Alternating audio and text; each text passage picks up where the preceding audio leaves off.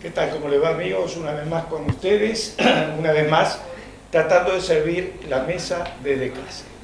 Ustedes saben que visitó nuestra ciudad nada más y menos que el doctor José Luis Espert, alguien al que los liberales siguen desde hace muchísimo tiempo y en lo personal, lo he confesado y lo digo permanentemente, yo también. Hoy visitó Mercedes, mejor dicho, hace un par de días visitó Mercedes y tuvimos la suerte de poder disponer de su tiempo, generosamente cedido, a partir de la gana que tuvo de recorrer la ciudad, de conocer la ciudad y por supuesto de conocer un poco más de aquellos que están intentando seguirlo desde el punto de vista político, desde el punto de vista social y desde el punto de vista económico, que es la gran preocupación que también tienen todos los argentinos, tenemos todos los argentinos. Gracias, José Luis, por este momento tan especial que para mí en lo personal es muy emotivo. Bueno, gracias por la entrevista o por la charla que vamos a tener. Muchas gracias por tus palabras muy generosas y un gran saludo a todos los mercedinos y la verdad que muy contento de haber estado en la ciudad. José Luis, lo primero, yo hace 30 y tantos años que hago este mismo programa, es la charla, y en la charla se entremezclan cosas que tienen que ver con la vida social, con la vida deportiva, con la cultura, con el país, pero fundamentalmente lo primero que queremos saber es quién es el que está charlando hoy con Héctor Espina en la mesa. ¿Quién es? Bueno, yo diría un hombre... A ver, para mí, mi padre fue un hombre que me marcó. Mi padre para mí es el hombre más extraordinario que yo conocí en mi vida. Mi padre lamentablemente falleció hace casi 3 años. Un hombre al cual amé infinito. Lo adoré, lo admiré. Mi padre nos dijo, miren, no importa los títulos que tengan, no importa. No importa cuánta plata hagan, no importa. Lo importante en la vida es que lo recuerden como buena persona. Y la verdad que para mí eso es importante. ¿Quién trato de ser? No diría que lo soy, pero sí trato afanosamente de ser recordado, ¿no?, como una buena persona. Después yo diría que hay otras facetas en mi vida que me definen también, tanto como el tratar de ser una buena persona, de ir de frente, decir la verdad, no engañar, ser claro. La otra cosa que me define también, pero ya esto más en lo personal, lo primero es lo que mi padre nos grabó, porque yo, insisto, todos los días trato de rendirle tributo a él. Pero la segunda cosa que me define a mí es que siento que he venido en el mundo a mi manera, dentro de mis limitaciones, a poner las cosas en orden, dentro de mi ámbito, ¿no es cierto? Claro. Uno puede, obviamente, tener que poner orden en el mundo, sí, claro. Ni sé si voy a poder ponerlo en la Argentina. Es demasiado pretencioso. Claro, ni sé si voy a poder ponerlo en la Argentina, a gatas que puedo tener las cosas en orden en mi casa, en mi vida. Pero sí he venido a poner orden, un poco alrededor mío, pero eso es lo que vine a hacer en la vida. Pero también vine a aprender algo muy importante. A ver.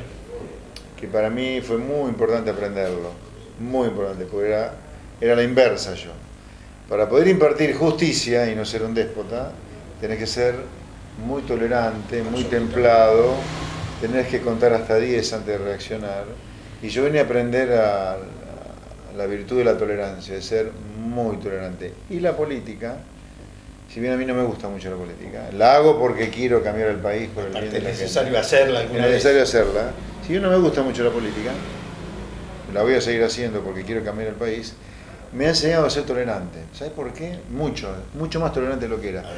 Con el tiempo fui cada vez más tolerante. De chico era lo intolerante, era la intolerancia. Yo reaccionaba a los 2 segundos. Claro. Pero los golpes de la vida me fueron haciendo ser tolerante y la política me enseñó a ser tolerante porque, salvo honrosas excepciones, ¿sabes cuál es la regla de la política? La traición. En Argentina, ¿no? Es cierto, la traición. absolutamente sí. Entonces, si no sos tolerante con la traición, no puedes estar en política. Ser demasiado tolerante con la traición te transforma en un monstruo como Pichetto, como Cristina, como Macri, como Nelita Carrió, que dicen hoy blanco, mañana negro y no tiene ningún problema. Pero la política me ha servido mucho en términos personales, a mi parecer, mucho más tolerante de lo que ya era. Naciste en Pergamino. Sí. ¿Cuál es tu tronco familiar? ¿Papá, mamá? ¿Qué hacían? Papá era, hoy lo veníamos hablando recién en el auto, era nacido, o fue nacido, es nacido en Castelló de Farfanya, una pequeña ciudad de la provincia de Lérida, y la provincia de Lérida es una provincia de Cataluña. Cataluña es una de las regiones más importantes y más ricas de España. Te escuché en algún... Así que mi padre es de origen catalán, mi madre es pergaminense, nieta de un italiano. Ajá. Así que tengo sangre catalana dando vuelta y italiana. ¿Hermanos? Hermanos dos, los amo, los adoro. Gustavo, un amor, un tesoro. Vive en Pergamino y mi hermana es la locura mía, mi hermana me mata. ¿Y sos el del medio? No, yo soy el mayor. El mayor. El mayor de tres. Cuidá a tus hermanos, ¿te pasó eso? Cuidá a tus hermanos, te decía papá, mamá. Sí, no. Yo, si te cuento una historia muy breve. Dale. A mí mi abuelo, el abuelo paterno mío, me dijo, mira, de chiquito, porque veía que me peleaba mucho físicamente yo. De chiquito, 5 añitos ya me fajaba con algún compañero. A un hombre podés mandar al hospital, a una mujer ni le levantás la voz. Esto te lo introduzco porque nosotros nacimos en un barrio muy humilde de Pergamino, muy humilde.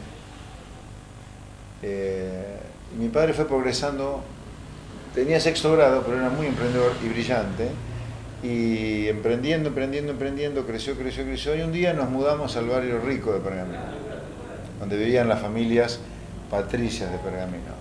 Para Pergamino, Patricia, no te digo que era... Claro, sí, pero que era Pergamino. La sociedad de Pergamino. Fue dificilísimo que entrara un apellido que no era patricio en Pergamino, claro. En el barrio de los patricios, claro. Y nos hicieron la vida imposible. Bueno, yo creo que fajé a todos los varones de todo el barrio hasta que nos aceptaron y no nos tocaran ni a mi hermano ni a mi hermana. A todos. Y a las mujeres, me acuerdo, te estamos hablando de 9 añitos, 10 añitos, sí, ¿no? Allí sufrí todo lo que pude. Estaba con una, con otra, con la otra, con todas las que podía. O sea, que sintieran todas engañadas. Qué mal. Y los varones, darle sin asco. Así que yo diría a mis hermanos, los adoro, daría la vida por ellos. También la daría la vida por mi familia, la que he constituido, por Mechi, mi esposa, mis hijos, y por los hijos de Mechi, porque yo hace 10 años que estoy con Mechi. Me casé hace 2. Me acuerdo de tu casamiento. Me casé hace 2, después de 8 años de novios y de 6 de convivencia que nos casamos. Yo vivo con los hijos de Mechi, daría la vida, por mi familia doy la vida, no tengo problema. Me parece fantástico. José Luis, ¿por qué los números y no algo que tuviera que ver con una carrera abogacía o algo humanística? ¿Y si te atraparon los números, siendo hoy un hombre de la política a primerísimo nivel? Mira, los números sospecho que tienen que ver con que en mi casa siempre se habló de números porque mi padre fue muy buen empresario, agropecuario. Ajá. Primero fue un exitoso empresario de venta de artículos para el hogar, tenía como 20 sucursales de nanos en el país. Vieron viajantes, como 20 viajantes, no sucursales. Así que de números se habló mucho siempre en casa, mucho. Así que calculo que por ese lado mi amor por los números. Ahora, ¿por qué no por los números empresarios y los números del país? Pues yo tenía mucha inquietud intelectual, mucha inquietud de entender cómo funciona el mundo. Me gusta saber cómo son las cosas en la realidad. Por eso, en algún lugar me gusta la política, si bien me desagrada en otro, porque la política me permite entender bien cómo funcionan las cosas que tienen que ver con el poder y con la política.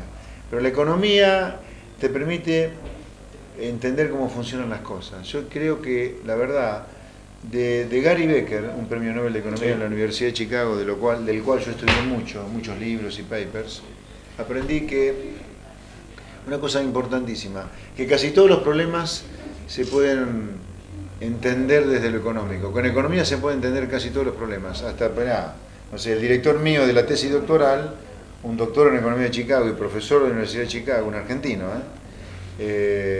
trabaja desde hace 15 años, creo yo, en el tema de el mercado de órganos. Las personas que mueren Sí, sí, sí. ¿no? Entonces, casi todos los problemas se pueden, hasta el matrimonio a lo mejor también se puede pensar económicamente. Yo no voy tan lejos porque soy una persona muy afectiva en primer lugar. Claro. No me define la economía a mí, sino que el afecto sí me define el amor.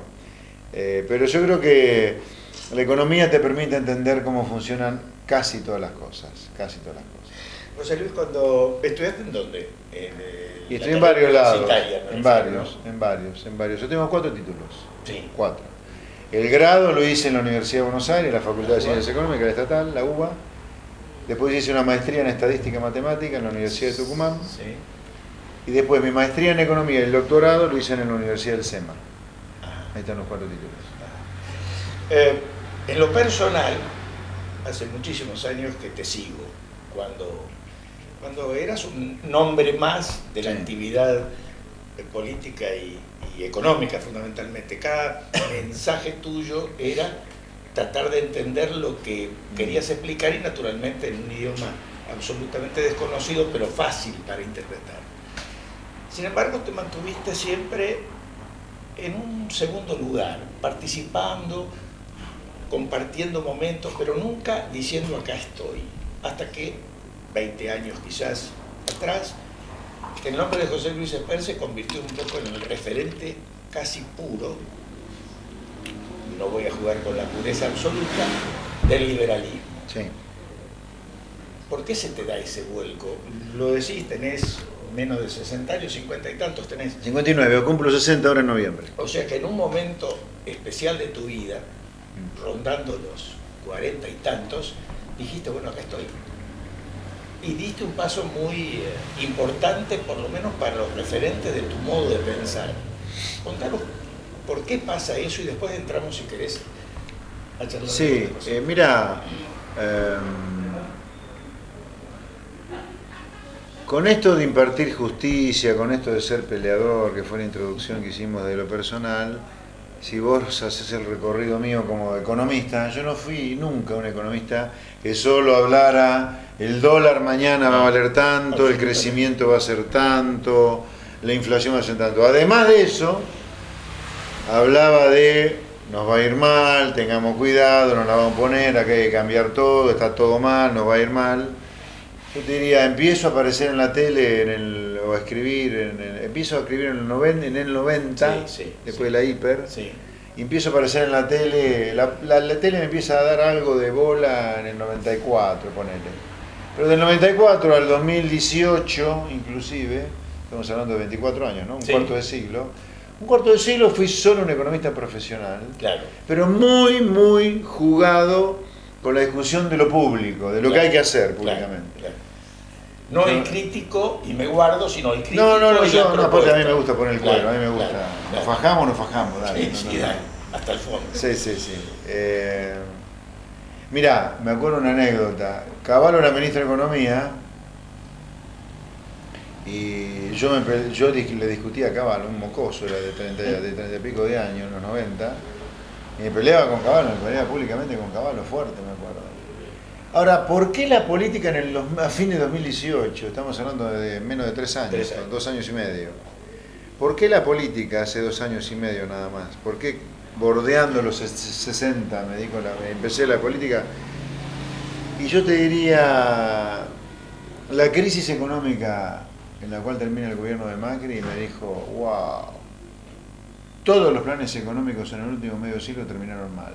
Terminó mal el plan económico de inflación cero de Helvar, que termina en Rodrigazo, termina mal el plan de Martínez Dios en las devaluaciones de Sigó, el plan de Surruy, el Austral, termina en hiperinflación, el plan de Menem, la convertida, termina en la crisis 2001-2002, el plan de los Kirchner termina en una crisis larvada, motivo por el cual gana Macri, y el plan de Macri, ya sabemos, terminó en una crisis tal que volvió el kirchnerismo. 6 planes económicos en medio siglo, todos terminaron mal.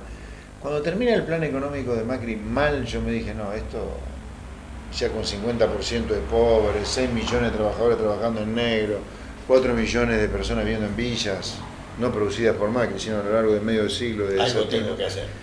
Dije, no me quiero ir de este mundo sin quedarme tranquilo, que hice lo posible, no sé si lo imposible, pero lo posible para que Argentina no sea un país miserable, una Venezuela sin Maduro, digamos, ¿no? Y en eso estamos, en eso estamos. Pero el plan económico de Macri y su fracaso fue un plan que me hizo, una situación que me hizo caer la ficha, no. Aparte lo anunciaste, vamos a ser sinceros, Sí. que no apareces No, a partir de los problemas, sino antes. No, mucho antes. No, yo en plena campaña electoral 2015 yo le dije a Macri, Sí, mire, usted si va a gobernar así va a terminar mal, y terminó pésimo. Y Macri me lo reconoció en privado en una charla que tuvimos el año pasado, en su casa, que él había llegado sin un mandato para hacer nada porque se dedicó a bailar gilda y a agitar globitos de colores. A ver, para que tengamos una idea, porque la verdad que lo único que me interesa a mí de la política es es un medio para cambiar el país, ¿no? No me interesa la política en sí misma. No soy Pichetto, que puede ser menemista, kirchnerista, macrista y ahora vuelve al peronismo, ¿viste? Es un camaleón. Eso no tener escrúpulos de Pichetto o de Alberto Fernández hablando peste de Cristina y después ella es su vicepresidenta, no es. Eso me revuelve las tripas. O sea, quiero decir, claro, Pichetto me revuelve las tripas, vos y Cristina.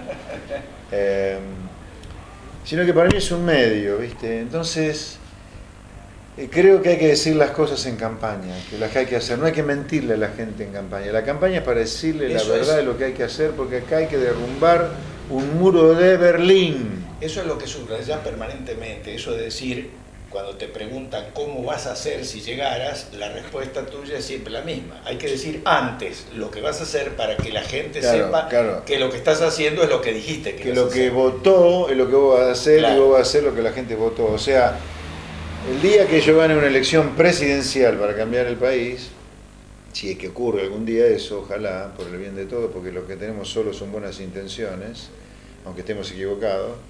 El día que ganemos una elección presidencial, la gente va a saber que a mí, si Moyano me corta una calle o me impide que una empresa distribuya sus alimentos, termina preso, porque no voy a permitir que se viole de manera como la viola Moyano a la Constitución Nacional en su artículo 14, por ejemplo. La gente va a saber que si ganamos nosotros vamos a introducir un cambio tan grande en el régimen de coparticipación federal de impuestos que va a permitir bajar el déficit, eliminar el déficit y bajar el gasto y bajar los impuestos, porque vamos a bajar de manera dramática el gasto público. Yo, cuando tenía 11 años, se produjo la revolución del 55, la revolución que derroca a Perón. Tenía 11 años. Venía de un hogar cuasi gorila, mi padre marino, mi hermano también marino después. Acá Nahuel Sotelo, nuestro gran colaborador, debe estar feliz con tu papá. ¿Quién? Nuestro gran colaborador Nahuel Sotelo, sí. Uno de los grandes colaboradores de campaña, debe estar feliz porque él es un gran admirador de la milicia. De la milicia. Sí. Te cuento algo, yo vi un poco de todo, tampoco me voy a hacer el dueño de todo, pero he visto un poco de todo y casi siempre la propuesta política está muy próxima de una a otra. Vos te juntás con amigos hoy o hace 30 años y todos tienen un pensamiento y una actitud de concepción liberal y después se expresan de otra manera. ¿Por qué pasa eso? ¿Por qué nos pasa que cuando llega el momento los que nos representan son pocos y terminamos optando por lo menos malo o por lo que creemos menos malo, que no siempre acertamos, ¿no?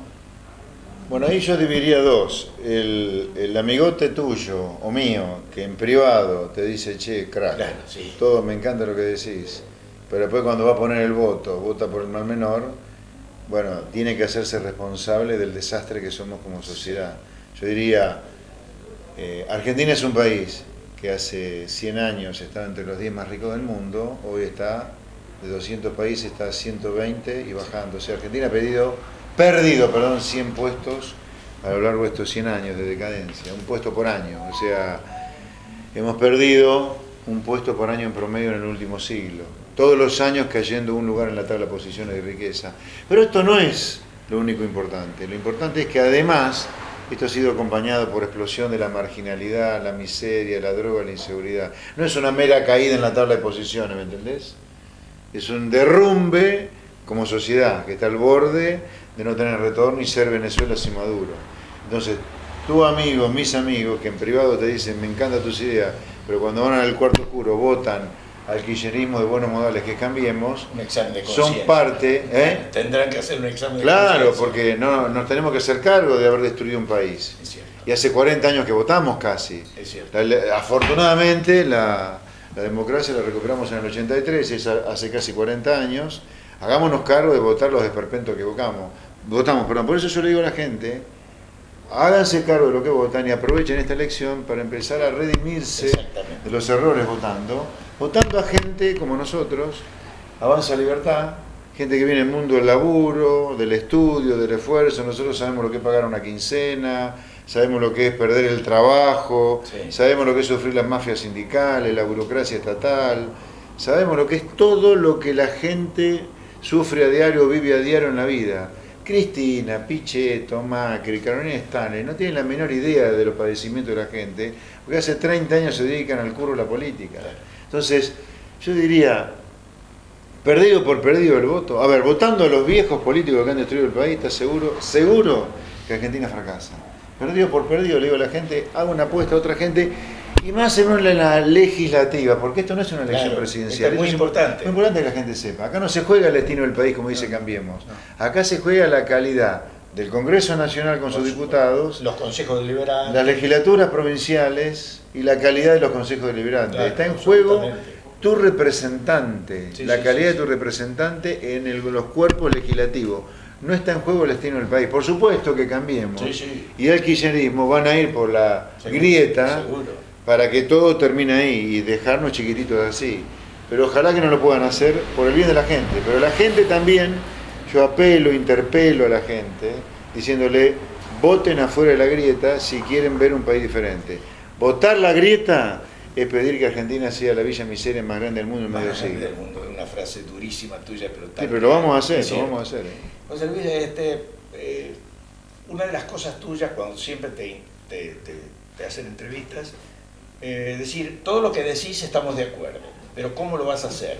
Porque todos coinciden en que hay que achicar el Estado, y cuando vos levantás la bandera y decís, señores, hace un año que hay gente que cobra sin trabajar y puede de alguna manera contribuir a aliviar la situación, en este caso Sí. con la compra de vacunas, además, dicen, pero eso es echar gente a la calle. Hay cosas que no se entienden o que se tratan de no entender para tener como pegarte, ¿no?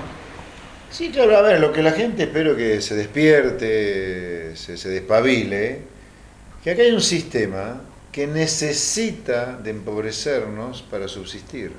A ver si se entiende. Sí, sí, sí, absolutamente. Pichetto, no mejor, no es ni bueno ni malo. Es parte de un sistema que necesita nuestra pobreza para subsistir. ¿Pero por qué es esto? ¿Y por qué hay que derribarlo al sistema este? Para que no... Pichetto necesita de que vos y yo no asomemos la cabeza. Lo necesita porque él necesita perdurar en el tiempo. Necesita que se recauden muchos impuestos para que cada vez él gane más. Ahora, que haya menos impuestos implica que vos y yo y los que están detrás de cámara cada vez seamos más pobres. Entonces es un El gran sistema... negocio, ¿no? El gran Este negocio es de un la sistema política. que necesita de la pobreza. No es que produce pobreza. No. Necesita de la pobreza para subsistir. Entonces... Yo digo, no puede ser que nosotros, los argentinos de bien, toleremos que se despidan millones de puestos de trabajo privados por las crisis económicas que el exceso de gasto público provoque, y nosotros nos preocupemos también cuando se despide un empleo público. Claro, Sepamos bueno. diferenciar las cosas. Sí. Una cosa es la verdad donde está, la verdad está de nuestro lado, hay que despedir ñoquis porque son un robo al buen empleo público y un robo al contribuyente. Sabemos que no trabajan. Y además, pero lo que sí es cierto, que detrás de los ñoquis están las mafias Sí, sí. políticas y sindicales que los defienden. Pero diciendo en campaña que vos vas contra eso, por lo menos te quedas con la tranquilidad que si te votan lo vas a poder hacer. Nadie te va a poder decir, vas a tener la legitimidad política, vas a tener el mandato para hacer eso. ¿Conocías Mercedes? ¿Eh? ¿Conocías Mercedes? Sí, sí, de chico vine mucho a Mercedes, pero ahora hacía como 20 años que no venía. Ajá, o sea que estás... Y casi estrenando la visita, te diría. Recordá que cuando hables de Salamín Quintero hables del mercedino y no de que te hablan de Tandil, de Colonia Carolla. Salamín no. Quintero. Salamín Salame. es una ofensa. No, no, sí, yo quiero... ¿Y quién me va a hacer probar hoy, Salame Quintero? Creo que Pocho ahí, Rubén, está... Pocho, ¿dónde está Pocho? Pocho, quiero Salame Quintero. Y hay que conseguirlo. Lo que sí probé unos alfajores hoy. ¿De dónde son los alfajores de hoy? ¿Están buenísimos? Uy, no me acuerdo el nombre. Bueno, de una persona con la que tuve recién, un mercedino. Los alfajores de la puta. A ver. Alfajores Bremen. Ah, sí, sí, Promo, sí. promo, Vení, Bremen. vení. Lo vamos a mostrar porque que lo menciones. Te los voy a mostrar, cámara, nada más, cámara, ahí. No te los voy a convidar. No. Son míos. El chivo se los cobro yo después a ellos. El chivo se los cobro yo. Pues mira, te convido uno por el chivo. ¿Cómo te fue en la visita? Me está yendo bárbaro, nos falta todavía bastante, vamos a recorrer. Está viniendo de Junín, vas a Chivilcoy mañana. Ahora Chivilcoy y Alberti. Sí, muy bien, la verdad que la gente está con nosotros, la gente de laburo, los votantes están con nosotros acá. La gente tiene claro que nosotros tenemos algo a favor de la gente. Tiene que salirse la grieta y votar. José Luis, gracias por regalarme este tiempo. No, gracias a vos por la entrevista, divina, me encantó. ¿De veras? Sí, de veras. Bueno, te lo agradezco yo. Vení. Sí. Ponete atrás de José Luis. Atrás, paradito ahí. ¿Pasás? Sí, este chico es mi nieto en el afecto. Es el hijo y nieto de una familia queridísima. Tiene apenas 18 años. ¿Cómo se llama? Franco, bueno, gracias. Gracias por estar, Franco. Franco empuja, lee, pero no es que sea liberal porque no tiene nada que hacer. Es liberal porque me llama y me dice, leí a fulano, lo vi a fulano. Increíble lo que te quiere a vos. Bueno, gracias, Franquito. Gracias, crack. A vos y todo lo que hacen lo mismo. Bueno, gracias. Sí, claro, Javier Milei, Luis Rosales. ¿Para la cara? Sí, la carita, sí. La carita y el cuero. Gracias, José Luis. Un placer. Yo tuve lujos haciendo televisión hace tantísimos años. Hoy es uno de esos lujos especiales, especialísimos. Nada más y menos que José Luis Esperal, quien admiro personalmente, profesionalmente y políticamente, por supuesto. Pequeña pausa y seguimos con todo lo que tenemos que desarrollar hoy en la mesa, esta vez no desde casa, sino desde el centro, desde el local que tiene la Alianza Libertad aquí en Mercedes Calle 20 entre 19 y 21. Pequeña pausa y ya volvemos.